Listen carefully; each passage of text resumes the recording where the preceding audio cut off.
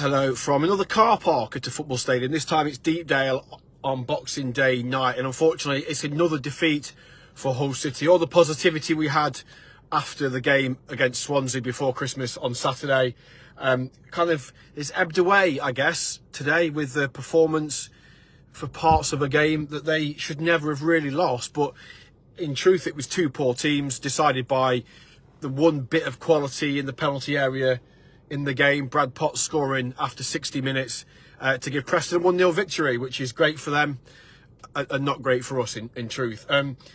It should have been so much different, actually. City started the game really well. They were on the front foot. Look, they look a better side, genuinely. They look a more balanced, better organised, competitive team than perhaps we've seen at times this season. And they should have scored after 5 minutes. As I say, they started really well. João Pedro had a shot which was saved by Freddie Woodman. He pushed it straight back out quickly, admittedly, quickly back out. And Regan Slater there, as we so often see from Regan, kind of going beyond the striker and getting into some great positions. But it came back at him quickly. But from 6 yards, 7 yards, he blazed over the crossbar. And you knew then City aren't a team that create oceans of chances. So you knew at that point that that would be crucial. It really would. And that chance came after 5 minutes, and in truth, that was as good as it got for City. Look, for the first, 15, 20, 25 minutes, they controlled the game. Preston were really poor. They were poor in possession. They kept giving the ball away. The crowd were. There's a big crowd here today for Preston, with it being Boxing Day, of course, and they were really quiet, and City were quieting them down pretty much from the get-go. But again, they just lacked that quality. There was so many times in the game where they got in and around the penalty area. You're thinking, right, shoot now or play that pass, or that it just let them down. And their goalkeeper made a few good saves. Cody Drame came off the bench late on, angled in a really good cross, which the goalkeeper turned away. That was going in the far corner before Louis Coyle went off straight after the opening goal. Louis Coyle bent in across from the right-hand side, from right to left. And Puerta, who I thought was good again today, Puerta just missed it at the back post, sliding in. So that was kind of the tail of the game, really. Lots of those sorts of moments that they just couldn't find the finish. And that's ultimately, look, this result has got them back in the bottom three. They're now 2 points adrift of safety because Oxford have gone out. With their first win under Gary Rowett, they beat Cardiff 3-2.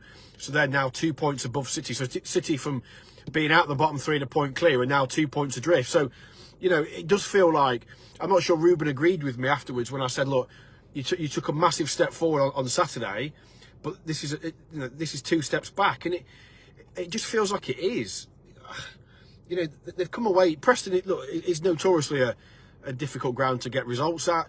Apart from the 4-1 when we first got promoted back into the Championship, there aren't many goals between these two teams. They tend to end either 0-0 or 1-0. Or Preston have drawn 11 games this season, so you kind of felt that probably the draw. I think City have had 7, so you felt that a draw would have been a sensible bet before the game, and probably given they went 1-0 down, you'd have probably taken a point there on, and you say, well, 4 points from 2 games, it's building blocks and it's progress. But as it is, they've won on Saturday, and they've come away here and got beaten, and that's just you are kind of like scratching your head, going, there's no shortage of effort. You can't criticise any of the players for a lack of effort or anything like that. They just a massive lack of quality in key areas.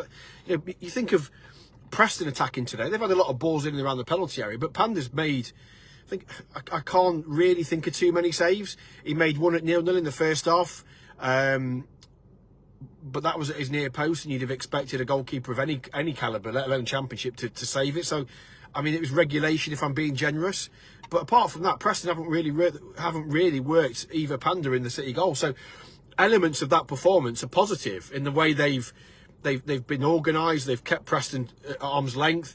But going the other way, equally, Preston kept them at arm's length. I think City had 10 shots on goal, hit the target with 2 of them. There were a couple of efforts in the second half that were blocked and bits and pieces. But again, you never really felt they were going to break the door down. As I say, you're probably looking at Drame's cross into the box as their best chance second half, and the goalkeeper's made a really good save. as I say, a couple of nearly moments. McLaughlin in injury time from a corner, from a free kick, sorry, headed straight at the goalkeeper, maybe a yard either side, and he has. We're having a different conversation, but alas, that is the bottom. Look, we can try and sugarcoat it as best we want, but after what 23 games of the season, so are we now halfway? I think it's 23 games. We're now halfway. They're third bottom for a reason, because we keep saying it after these games. After every defeat, we say the same thing. They're in the bottom three or bottom of the table for a reason, because they can't score goals and they don't keep clean sheets. That's another game without a clean sheet now. It's what 24th of August was their last one against Millwall, third game of the season. They haven't kept a clean sheet since then. That's shocking. However you dress it up, however unlucky you say they were unlucky here and they were unlucky there and that didn't happen, they can't keep clean sheets. Whatever happens today, you come away with a 0-0 and you go, right, okay, boys, we've drawn a game, we've got a point on the board, and we've kept a clean sheet. At least we've got something. They can't do it.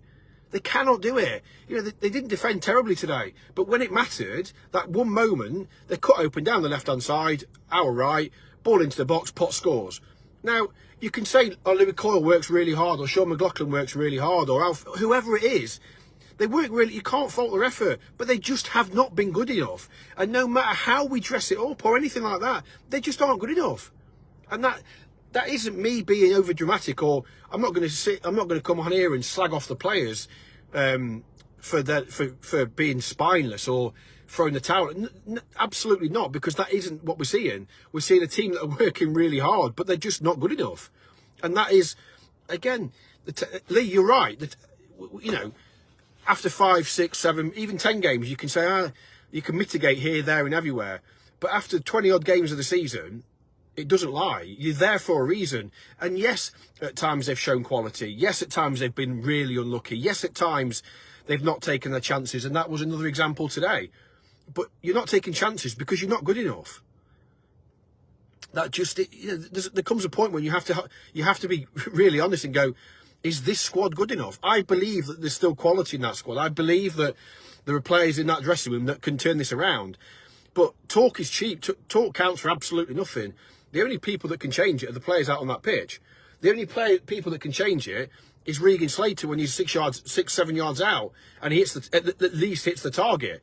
You know, you think of the chance Regan missed, and I love Regan, I really like him. So I'm not gonna, you know, hammer him.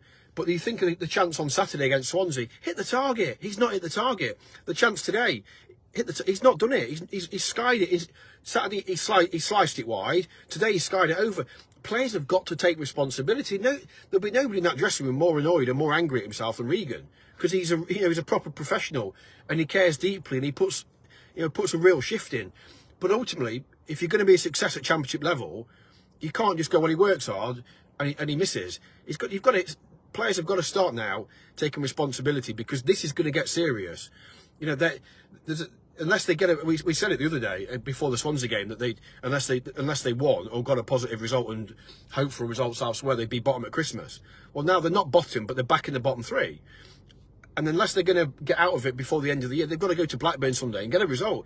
And they have got to find some form. They've got to put 4 or 5 games together where they don't get beaten. They had a great opportunity here to come here today and at least get a positive result and at least go back up the M62 with a point in the pocket, which when you're at the bottom of the table, yeah, we can all go, you should come to Preston and win the game.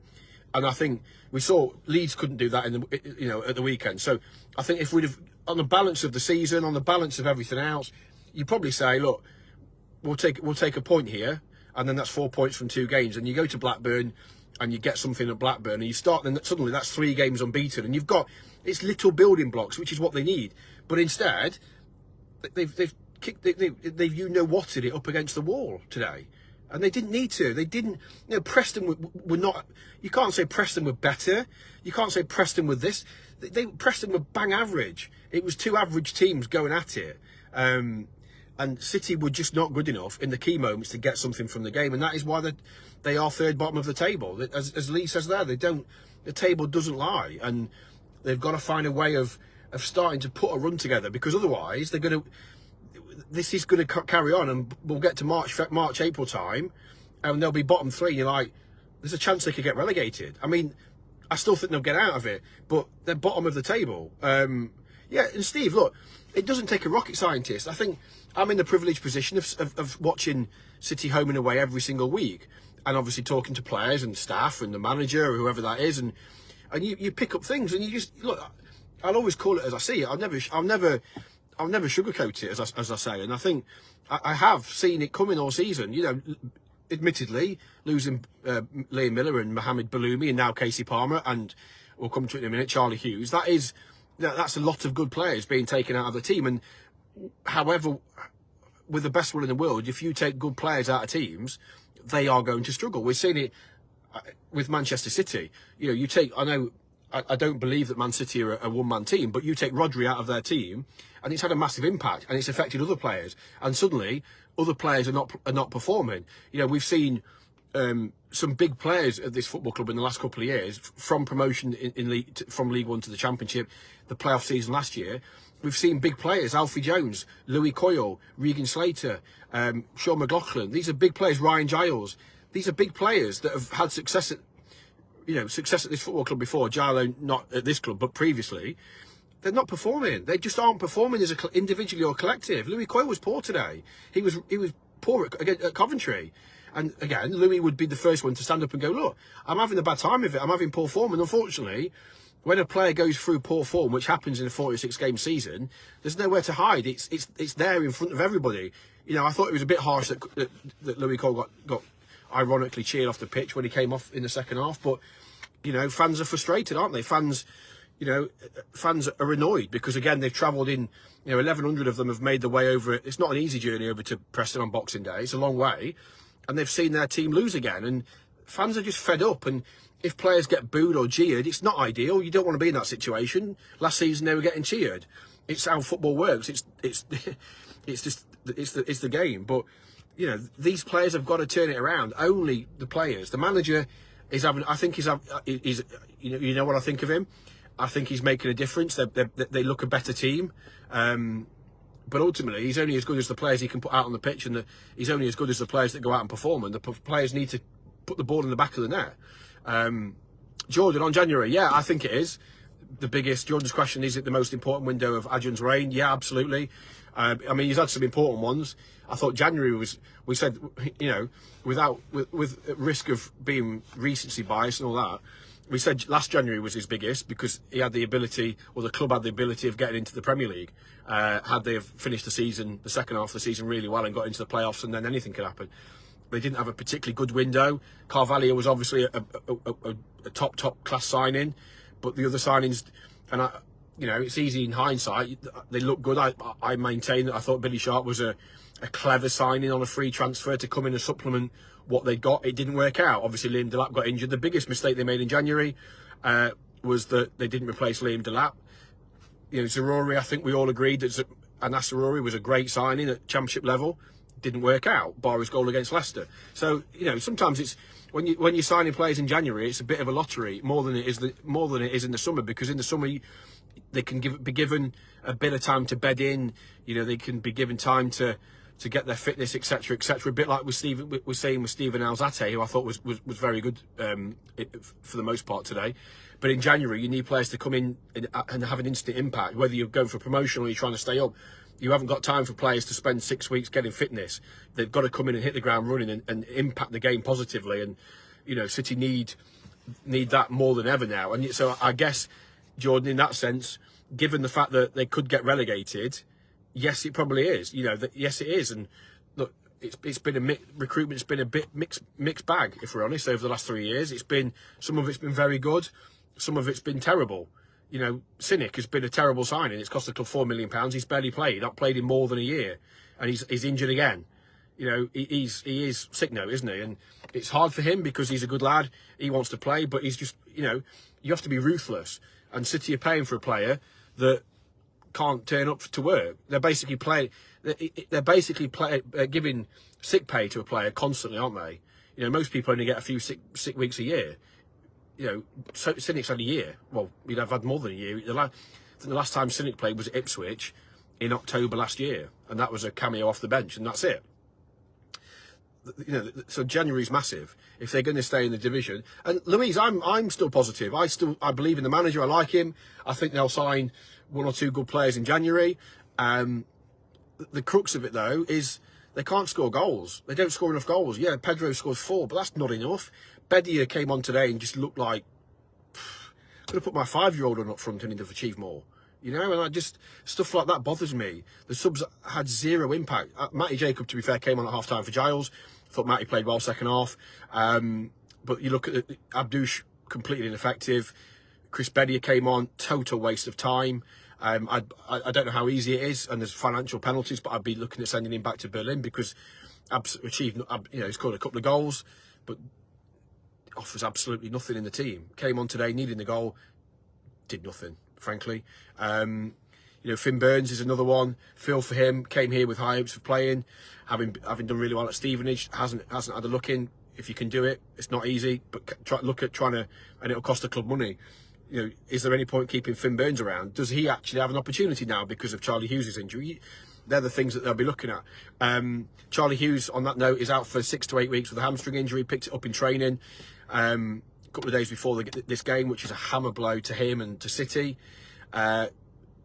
Xavier Simons was not involved today. He was feeling unwell, but it's hoped he'll be back for Sunday's game at Ewood Park. So hopefully, I think he just had a bit of a tummy bug or something, feeling a bit under the weather. Well, Louise, I was told, in terms of players coming in, I was told 4 definites and up 6 or 7 going out. That may well change. As I said before the game I think I said this on this video after the Swansea game, that I felt that had they have not won and they were bottom of the table at Christmas, it could see a bit of panic in January. I mean, they've gone backwards now, so they're back in the bottom 3 again. So maybe that changes things. We'll have to wait and see. But 4 definitely. It wouldn't surprise me if we saw 1 or 2 extras, maybe a 5 or a 6. They've just got to find a way of. I feel like I'm being really negative, and I don't like saying this, but we're coming up to halfway in the season and the 3rd bottom of the table. It is about staying up, and that is the cold, harsh reality of where Hull City are. They're not 12th and pretty safe from relegation, but probably not going to get in the playoffs, and they're just sort of treading water until the summer. They are in a fight to stay in this division, and they need to sign players that can come in and have an impact and hit the ground, as I said earlier on, hit the ground running and make things happen, because they're struggling. It goes without saying. So, right, that's probably it from here at Deepdale. We need to start. I need to think about getting home. I've got a bunch of stuff to do for tomorrow when I get home. So, if you've been at Deepdale today, you did everything you could. You got behind your team. What I would say about them, you can't criticise their effort. Yeah, you criticise their quality, criticise their inability to keep clean sheets and inability to score a goal. You can't. I don't think you can knock their effort. And genuinely, I believe. I'm not just saying that. I believe that. I've seen plenty of teams over the year that you could put in the category of being gutless or spineless, or words to that effect. That isn't one of them. They are trying. They are giving their everything. But at the minute they're coming up short, and that is something that only they can change, and they've got to change it quickly. And Ewood Park would be a very good place to start on Sunday, particularly when you look at the next 2 home games is Borough and then Leeds United. Maybe 2 good games for City, maybe 2 good games against teams at the top end of the league, teams going for promotion, particularly Leeds. Obviously Borough chasing the playoffs. Leeds expect to be promoted automatically as champions. Anything less than that, and Farker will probably be chased out of town if he doesn't go up as champion. So 2 really difficult games coming up at home, but again 2 games to relish, and maybe that might that step up in quality might bring out a bit more in City. But we'll have to wait and see. But the first port of call is recover and get them ready for Blackburn, because that is a game they need to go and get something from. They have to go and get something from Blackburn. Obviously they're in good form. Again, another team chasing the playoffs. We all know about that. We saw them a couple of weeks ago. I didn't think they were great, but they got the job done. Like so many teams in the Championship, I think it's a bang average league. There's so many average teams in it, and that's what gives me hope that City can get out of this. That they're not cut adrift. 2 points isn't great. They need results, but I do believe they've got enough about them and enough in the manager to eke out results. But with every game that goes by and they don't do that, you get a bit more concerned. But look, let's try and end on a positive. Try and end on the feeling that hopefully they'll get something at the weekend. on Sunday afternoon, and then we can look ahead to Borough and try and start the year on a high, because by Christ do we need it. That's it from here at Deepdale. Plenty to come over the next couple of days. I've got a bit of a transfer update landing first thing in the morning. Merry Christmas, and we'll speak to you. Hope you had a great, by the way, hope you had a great day, whatever you did yesterday. I know it would have been buoyed by the win over Swansea and then kicked in the knackers today, but that's Boxing Day for you. That's at least 2 in a row we've lost 1-0. Maybe they should stop giving the players Christmas Day off, because they were given Christmas Day off last year and they lost to Sunderland. So, but anyway, joking aside, hope you all had a good day yesterday, and you're having bar the football, an enjoyable Boxing Day. Enjoy the next few days, whatever it is you're up to. If you're out and about seeing friends and family, or like me, you're at work. We will see you at Ewood Park at the weekend. Up the Tigers.